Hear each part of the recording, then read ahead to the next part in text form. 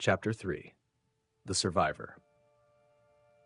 Kael woke in a world where all sense of order had ceased to exist. The familiar roads that once led back to the old residential sectors were gone. The glowing signboards had vanished. So too had the steady rhythm of life of a hive city once operated by millions of people packed together within a single colossal structure.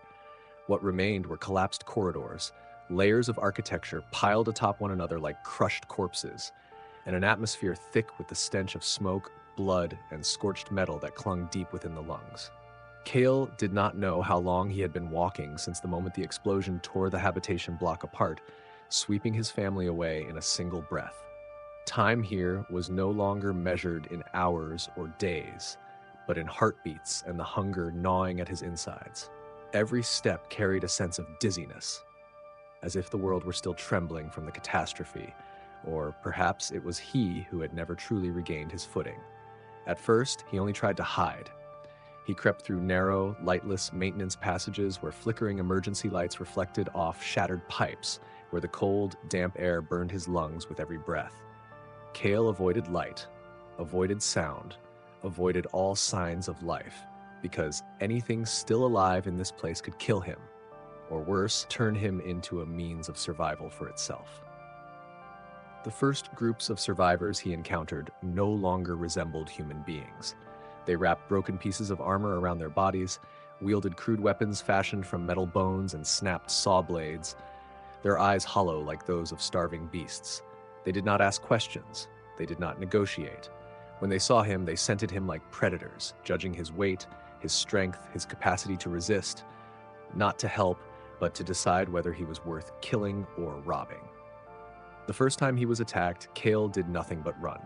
He fled through collapsed corridors, slipping on dried blood, slamming his shoulder into warped metal walls until his lungs felt ready to burst. He survived not because he was strong, nor because he was clever, but simply because he feared death more than anyone chasing him. But running could not last forever. When hunger began to gnaw, when water became scarcer than ammunition, Kael was forced to take risks.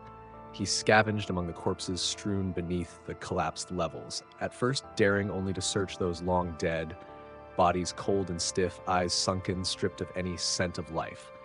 He convinced himself they were nothing more than inert remains, that taking their belongings was no different from picking through rubble.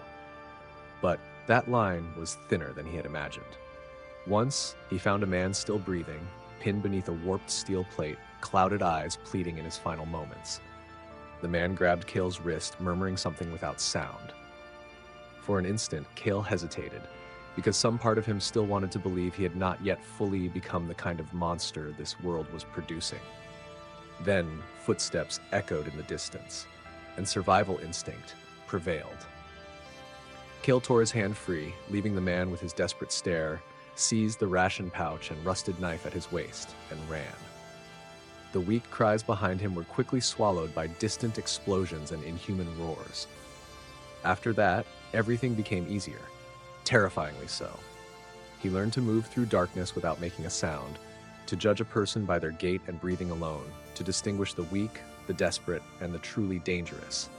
He learned to strike before hesitation could take hold. Each time, something inside him died, but in exchange, he gained one more day of life. Gradually, Kael stopped avoiding others. He began hunting those weaker than himself, not out of hatred, but calculation. The encounters were fast, brutal, and dirty. A blow to the throat, a knife into the gut, a kick to gain advantage. There was no glory, no triumph, only blood and broken breaths. He learned that mercy was a luxury that no longer existed in this world. Beneath the collapsed layers of the hive city, where sunlight never reached, Kael slowly changed. His face grew gaunt, his gaze sharpened, every movement carrying the constant vigilance of a beast hunted for too long. Fear was still there, but it no longer sent him fleeing blindly. It became the force that drove him to observe, to calculate, and to strike before others could do the same. Some nights, when he found a corner safe enough, Kael would sit with his back against a cold wall, chewing slowly on food hard as stone, and remember his family's voices. Sounds that now seemed to belong to another lifetime. Those memories no longer made him cry. They simply lingered like scars, reminding him that someone human had once existed in this body. But whenever the distant roar of orcs echoed or the gunfire of Astra Militarum soldiers rang out and then fell silent, those memories were instantly crushed beneath a single thought. If I stop, I will die. And so Kael continued onward through the ruins of a dying world, no longer the boy who once lived in a normal family, but a creature born of war, nurtured by fear, and existing solely to continue existing. In this place, survival was no longer a goal, it was the only instinct left.